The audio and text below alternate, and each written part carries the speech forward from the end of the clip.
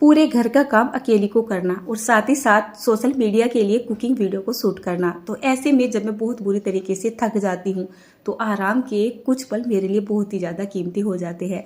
तो ऐसे में मेरा डिश वॉशर यानी कि बर्तन मांजने की मशीन मेरी ज़िंदगी का एक अहम हिस्सा बन चुका है।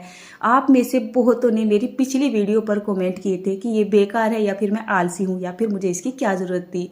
तो आज मैं आपको इसकी पूरी डिटेल देने जा रही हूँ और साथ ही साथ बताऊँगी सर्दी के मौसम में या फिर जब आप काम करते करते थक जाते हो या फिर जब कभी आपकी तबीयत खराब होती है तो आपके लिए कितना अच्छा या कितना कीमती साबित होता है। तो अगर आप भी जानना चाहते हो इस डिश वॉशर के बारे में तो मेरे साथ वीडियो में बने रहिए। एक एक पॉइंट को बहुत ही बारीकी से बताने के लिए मैं जा रही हूँ और साथ ही साथ आपसे बोलना चाहती हूँ राधे राधे, क्योंकि मैंने स्टार्टिंग में आपसे राधे राधे नहीं बोला है।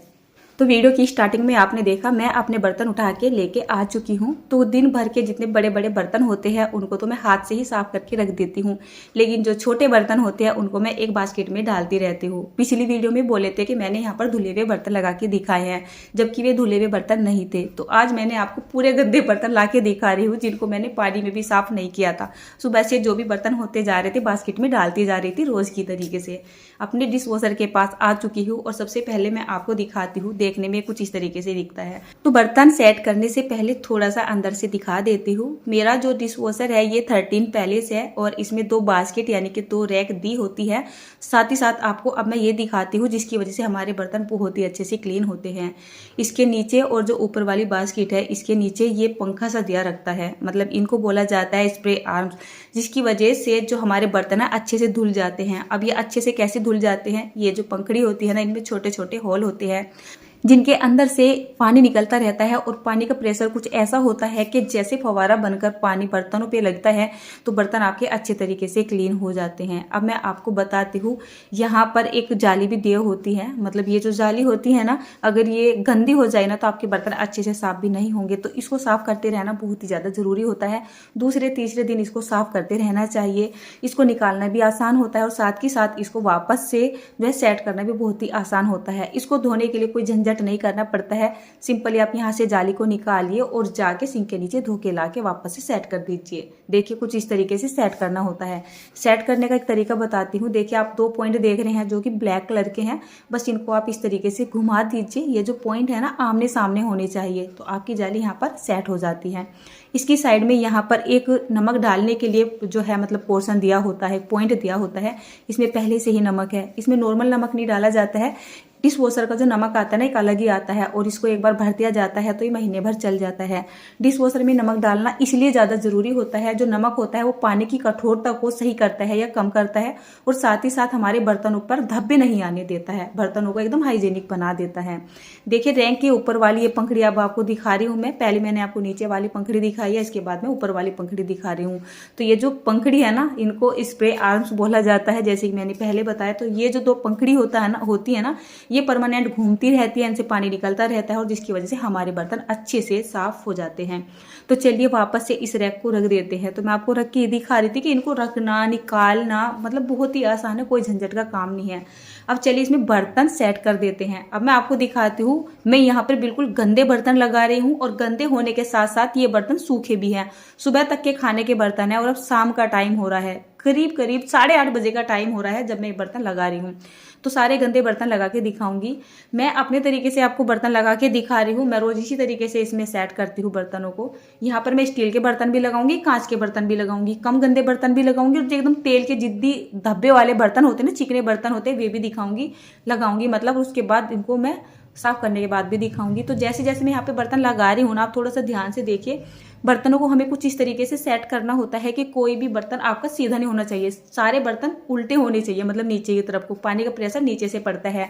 यहाँ पर 2 कटोरियां मैंने चीनी मिट्टी की भी लगाई है जो कि अचार की कटोरियां है, मतलब इनमें अचार था और अचार का बर्तन आप समझ ही सकते हैं कितना चिकना होता है। सारी कटोरियां मैंने कुछ इस तरीके से लगा दी है, जितने हो सकते हैं मैंने यहाँ पर बर्तनों को सेट कर दिया है। अब मैं आपको बताती हूँ, इस मशीन में एक बार में आप 100 से ज़्यादा बर्तन धो सकते हो, यानी बर्तनों के 13 सेट धो सकते हो। कहने का मतलब ये है छोटे बड़े सारे। यहाँ पर आप देखिए ये जो पौनी चमचा है ना ये सूख रही है, सब्जी की है और मैंने आज जानबूझ के इनको सुखा भी दिया था। आपको सही तरीके से बताना जरूरी था। आप बोलते हो ना धुले हुए बर्तन धो के दिखाए हैं, आप देखिए यहाँ पर सूखे हुए बर्तन भी मैंने लगा दिए हैं। पोंचे चमचे तो मैं ऐसे ही फिट कर देती हूँ इसमें और इसमें अच्छे से धुल जाते हैं। हो सकता है कुछ कमेंट मुझे ये आ जाए कि इस तरीके से बर्तन नहीं लगते, नहीं, मैं रोज इसी तरीके से बर्तन लगाती हूँ। सबसे ऊपर वाला जो पोर्शन है ना, मैं यहाँ पर चम्मच वगैरह जो है लगा देती हूँ। और जो इस तरीके से ये थोड़े से फ्लैट बर्तन होते हैं, जैसे कि छोटा सा कद्दूकस हुआ, अपने ब्रूस हुए या कौनसा चमचा हुआ, तो मैं इस तरीके से बर्तनों के बीच बीच में उनको लगा देती हूँ और वो अच्छे से सेट हो जाते हैं।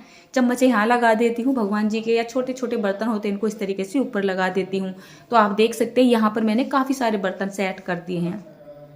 चलिए इसको तो अब हम अंदर को कर देते हैं। ये रैक तो पूरी हो चुकी है। इसके बाद आ जाते हैं अपनी नीचे वाली रैक पे, जिसमें हमारी प्लेटें वगैरह लगाई जाती है या फ्राई पैन वगैरह लगाए जाते हैं।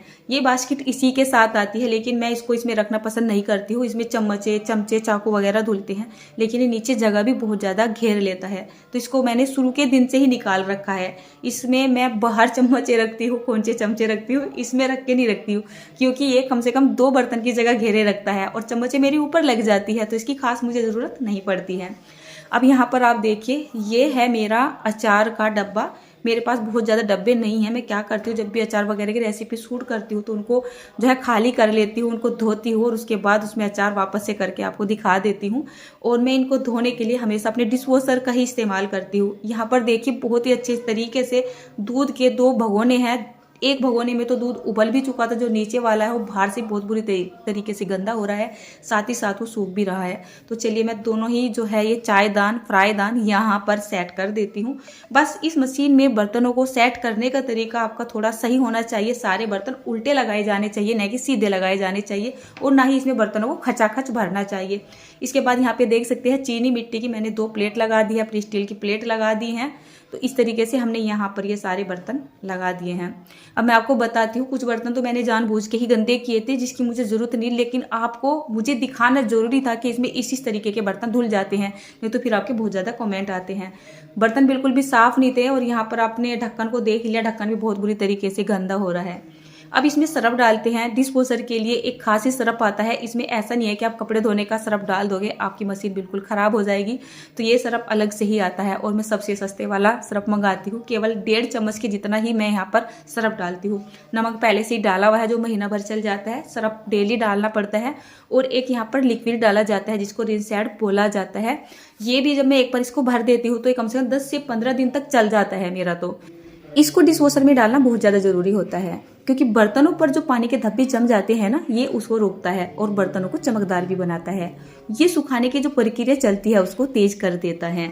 तो आप इसको एक ही बार में पूरा भर दीजिए और उसके बाद इसको कुछ इस तरीके से बंद करिए। जैसे आप इसको बंद करोगे तो इसमें एकदम से कट की आवाज़ आती है। तो चलिए यहाँ पर ये तैयार हो चुकी है और अब हम डिश वॉशर को बंद कर देते हैं। और अब इसके जो कंट्रोल बटन होते हैं ना, उसके बारे में मैं आपको जानकारी देने जा रही हूँ।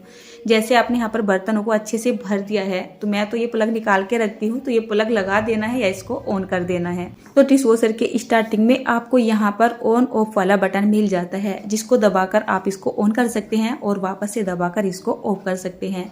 इसके बाद आपको यहाँ पर ऑप्शन मिल जाता है वेरियो स्पीड का। ये ऑप्शन आपके डिश वॉशर के प्रोग्राम को तेजी से पूरा करने में मदद करता है, जिससे आपके समय की भी बचत होती है। इसके बाद आपको यहाँ पर दूसरा ऑप्शन मिल जाता है हाफ लोड का। जैसा कि नाम से ही पता चलता है कि ये जो ऑप्शन होता है ना, ये तब काम आता है जब आपके पास धोने के लिए बर्तन कम हो। इससे आपके पानी और बिजली दोनों की खपत कम होती है। उसके बाद यहाँ पर आपको एक्स्ट्रा ड्राई का ऑप्शन मिल जाता है। अगर आपको बर्तन पूरी तरीके से सूखे चाहिए तो आप एक्स्ट्रा ड्राई वाला ऑप्शन का इस्तेमाल कर सकते हैं। अब इनके सामने वाले जो ऑप्शन है, इनके बारे में भी थोड़ा सा जान लेते हैं। सबसे पहले आपको यहाँ पर देखने के लिए मिल जाता है इंटेंसिव कढ़ाई। इंटेंसिव कढ़ाई बटन, जैसा कि नाम से ही पता चलता है, हैवीली सॉलिड बर्तनों या कढ़ाइयों के लिए डिजाइन किया गया है। ये ज़्यादा तापमान और तेज पानी का इस्तेमाल करता है और सख्त से सख्त दागों को भी हटा देता है। इसके नीचे आपको यहाँ पर दिखाई दे रहा होगा एक्सप्रेस स्पार्किल। एक्सप्रेस स्पार्किल बटन जल्दी से सफाई के लिए है, जब आपको बर्तनों की तुरंत ही जरूरत हो। इसके बाद आपको यहाँ पर मिल जाता है ऑटो को बटन। तो ऑटो प्रोग्राम सेंसर का उपयोग करके बर्तनों के गंदेपन का पता लगाकर अपने आप ही सबसे उपयुक्त सेटिंग को चुनता है और आपके बर्तनों की धुलाई कर देता है। तो ये तो हुई यहाँ तक के ऑप्शन की बात। अब थोड़ा सा आगे की तरफ आ जाते हैं।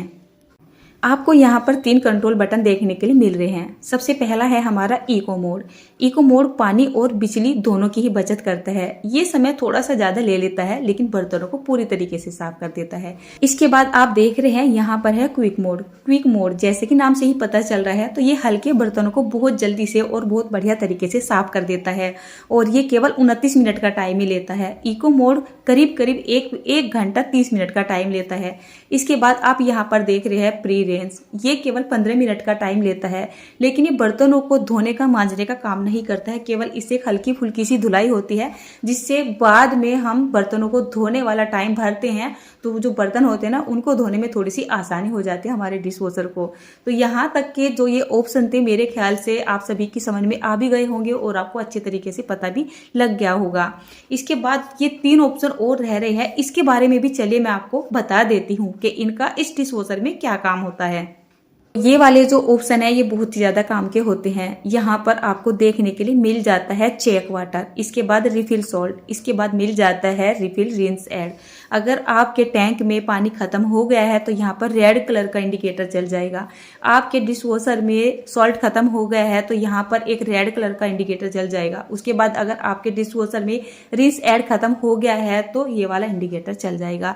तो आपको ऐसा लगे कि यहाँ पर रेड कलर का इंडिकेटर आ रहा है तो वही चीज़ इस डिशवॉशर के अंदर डाल देनी है। इसके बाद बारी आती है मशीन को चालू करने की। तो ये सारा काम करने के बाद आपको मशीन को चालू कर देना है। तो आपको जाना है सीधा स्टार्ट की तरफ। स्टार्ट की तरफ जाकर सीधा स्टार्ट के बटन को दबा देना है, तब आपकी मशीन चालू हो जाएगी। तो यहाँ पर मैंने मशीन के बारे में आपको अच्छे तरीके से बता दिया है और इसमें मैंने टाइम रखा है 130 मिनट का। यानी मैं अक्सर अपनी मशीन चलाती हूँ इको मोड पर, कभी कभी क्विक मोड पे भी चलाती हूँ जब मुझे जल्दी से बर्तन चाहिए होते हैं और जो बर्तन होते हैं ना वो कम गंदे होते हैं। लेकिन आज आपने देखा यहाँ पर तेल वगैरह के डब्बे भी रखे हुए हैं, मतलब तेल के अच्छे चिक्कट वाले बर्तन रखे हुए हैं। तो जिसके लिए मैं यहाँ पर टाइम भर रही हूँ 130 मिनट का, यानी कि इको मोड पे। इसमें मेरे बर्तन बहुत ही अच्छे से साफ हो जाते हैं, एकदम बढ़िया निकलते हैं। तो अब रात के 9 बजे का टाइम हो रहा है। मैंने अपने डिशवॉशर को सेट कर दिया है और यहाँ पर पूरा 1 घंटा 30 मिनट का टाइम भर दिया है। और जब मैं यहाँ पर सुबह के टाइम में आऊँगी तो मुझे यहाँ पर बर्तन एकदम सूखे हुए मिलेंगे। तो चलिए अब मैं अपनी सारी लाइटें वगैरह ऑफ कर देती हूँ और चलती हूँ सोने की तरफ। तो मैं तो सोने के लिए जा रही हूँ, बेचारी अपना काम करती रहेगी। और सुबह के 5:30 बज चुके हैं और हम सभी सो के उठ चुके हैं। और आप यहाँ पर देख सकते हैं सुबह सुबह हमारे घर में चलते हैं श्री राधा रानी जी के भजन। 5:30 बजे, 5:15 बजे या 5 बजे हम सभी उठ जाते हैं और उसके बाद इसमें से बर्तन निकालते हैं। वैसे इसमें से मैं सारे बर्तन तो निकालती नहीं हूँ, इस टाइम बाद में निकालती हूँ, लेकिन मुझे वीडियो कंप्लीट करना था क्योंकि जब तक मेरा बर्तन निकालने का नंबर आएगा मेरे हस्बैंड यहाँ से बहुत सारे बर्तन निकाल चुके होंगे। अभी वो नहाने के लिए जा रहे हैं नीचे, तो मैंने सोचा चलिए मैं वीडियो को कंप्लीट कर लेती हूँ। और आलस सा भी आ रहा है, नींद सी भी आ रही है, तो चलिए दिखाती हूँ। साथ ही साथ यहाँ पर अलार्म बज गया था, मैंने सोचा चलिए आपको फिक्स टाइम दिखा देती हूँ। देखिए 5:30 का टाइम हो रहा है। हमने अलार्म लगा रखा है उठने के लिए। 4:30 बजे से लेकर 5:30 बजे तक अलार्म बजता रहता है जब तक उठते नहीं हैं। यहाँ पर देखिए बर्तन कितने अच्छे तरीके से साफ हुए हैं। एक एक करके आपको बर्तन दिखाऊंगी, मतलब सभी तरीके के बर्तन दिखाऊंगी किस तरीके से साफ होते हैं। सबसे पहले मैं आपको यहाँ पर ये अपनी स्टील की कटोरियाँ दिखा रही हूँ। देखिए हो रही है ना, बिल्कुल साफ हो रही है, कोई धब्बे नहीं है, कोई गीलापन नहीं है, गंदे नहीं है, कुछ नहीं है। ये है ब्रुश जिससे हम तेल वगैरह लगाते हैं, तो ये भी अच्छा खासा गंदा हो रखा था, ये भी मैंने आपको दिखा दिया है। चलिए यहाँ पर आपको कांच का गिलास भी दिखा देती हूँ। कांच के बर्तन धोने के लिए तो डिश वॉशर इतना ज़्यादा अच्छा है ना, मानो मुझे बहुत ज़्यादा पसंद है। जब से मेरे पास ये आया है ना तो मैं अपने कांच के जितने भी बर्तन है ना इसी में धोना पसंद करती हूँ। तो इनको थोड़ा साइड में रख देती हूँ। साथ में यहाँ पर चाय वगैरह की ये है गिलास, या जो कि सूखी हुई थी अच्छी खासी, सुबह की थी ना और शाम के टाइम में लगाया था 8 साढ़े 8 बजे। तो देखिए बहुत ही गंदी सी हो रही थी, सूख रही थी, तो बिल्कुल अच्छे तरीके से साफ हो चुके हैं। इसके बाद यहाँ पर जो हमने चीनी मिट्टी की कटोरी लगाई थी जिसमें हमने अचार वगैरह खाया था, तो ये भी बिल्कुल साफ हो रही है ना। तो चलिए अब मैं फटाफट से पहले ये सारे बर्तन निकाल लेती हूँ। ये कद्दूकस दिखा रही हूँ जिनको मैं साइड में रख रही थी, ये बहुत ज़्यादा गंदा था, अदरक वगैरह कसा जाता है इसमें, जिनको मैं बता रही थी बीच बीच में डाल देती हूँ, तो ये भी बिल्कुल साफ निकलते हैं। इसके बाद आपने ध्यान किया होगा पूरी उतारने वाली इस जो है छेद वाली पोनी होती है, यानी ये जो हमारा पलटा होता है, तो इससे कभी कभी हम सब्जी खिचड़ी वगैरह बना लेते हैं। तो ये भी अच्छी खासी सूखी हुई थी, ये बिल्कुल क्लीन हो चुकी है। चम्मचे वगैरह निकाल दिए हैं और ऊपर वाली जो बास्केट है वो मैंने खाली कर दी है। अब बारी आती है नीचे वाली बास्केट दिखाने की। तो आप देख सकते हैं जो मेरी चीनी मिट्टी की प्लेट थी अच्छी खासी चिकनी थी, ये भी साफ हो रही है। साथ ही साथ जो स्टील के बर्तन है ना वो भी बिल्कुल बढ़िया तरीके से साफ हो रहे हैं। तो चलिए मैं इन बर्तनों को भी फटाफट से निकाल लेती हूँ और उसके बाद आपको दिखाती हूँ जो मेरे थे ये फ्राई पैन वगैरह, चायदान वगैरह। इनको निकालने के बाद बारी आती है यहाँ पर अपने इनको दिखाने की। ये देख सकते हैं इसका हाल क्या था, ये बाहर से भी सूख रहा था, मतलब दूध निकल चुका था, उबल चुका था अंदर से भी, और साथ में ये गंदा भी है एक तरीके से। एक बार मैं इसमें दूध रख के भूल गई थी और इतना बुरी तरीके से जल गया था, काला हो गया था, तो बिल्कुल गंदा है। उसको भी ये मशीन बहुत अच्छी तरीके से निखार देती है। और ये है जिसको नॉर्मली मैं अपने घर में यूज करती हूँ, मतलब चाय वगैरह बनाने में। दूसरे वाले को तो मैं जब यूज करती हूँ जब मेरा ये खाली नहीं होता है। आप देख सकते हैं बिल्कुल बढ़िया तरीके से निखरा हुआ है, ये देखिए, है ना, तो बिल्कुल क्लीन निकला हुआ है। अब मैं आपको दिखाती हूँ जो है मेरा कांच का डब्बा। ये देखिए बिल्कुल शीशे की तरह चमकते हैं मेरे कांच के बर्तन। अगर मैं इनको हाथ से धोऊं ना तो ऑटोमेटिकली कांच के डब्बों पर, कांच के बर्तनों पर धब्बे से रह ही जाते हैं, है ना। या तो इनको धो के साथ धूप में रख लो, नहीं तो फिर इनके साथ ऐसा ही होता है। इसके बाद ये दूसरे वाला डब्बा भी देख लीजिए जो कि मेरे ये अचार के जार हैं, है ना, बिल्कुल बढ़िया तरीके से साफ हो रहे हैं। तो यहाँ पर डिशवॉशर का पूरा रिव्यू खत्म हो चुका है। मैंने आपको एक एक चीज़ को बहुत ही बारीकी से बताया है और खासकर ये वीडियो मैंने उनके लिए बनाई है जो बोलते हैं डिशवॉशर लेने का जो फैसला था मेरा वो गलत था, बेकार था। अब मैं आपको बताती हूँ, ये बॉस का 13 पैलेस डिशवॉशर है और मैंने इसको पिछले साल खरीदा था। उस टाइम पे ये मुझे पड़ा था 42-43 हजार रुपये का, लेकिन आज इसकी कीमत थोड़ी सी बढ़ चुकी है। अब मैं आपको एक मेन पॉइंट बताती हूँ बर्तनों को धुलने का। अगर आप बर्तनों को हाथों से धोते हैं तो आपके बर्तन इतनी हाइजीनिकता से नहीं धुलते हैं जितनी डिशवॉशर में धुले गए बर्तन ज़्यादा हाइजीनिक होते हैं। क्योंकि डिशवॉशर में जब बर्तनों की धुलाई होती है तो इसमें पानी गर्म होता है और आपको पता है पानी का टेम्परेचर कितनी हद तक गर्म होता है। 45 डिग्री सेल्सियस से लेकर 70 डिग्री सेल्सियस तक इसका पानी गर्म होता है। इतने गर्म पानी में अपने हाथ भी नहीं डुबो सकते हो आप। उसके बाद बारी आती है कि इसमें पानी और बिजली ज़्यादा लगती होगी। नहीं, इसमें पानी और बिजली बिल्कुल भी ज़्यादा नहीं लगती है। अगर मैं अपने यहाँ की बात करूँ या मतलब नॉर्मली पानी की पहले बात करती हूँ तो यहाँ पर एक बार के 100 से ज़्यादा बर्तन धुलने में ओनली 9.5 लीटर पानी का इस्तेमाल होता है।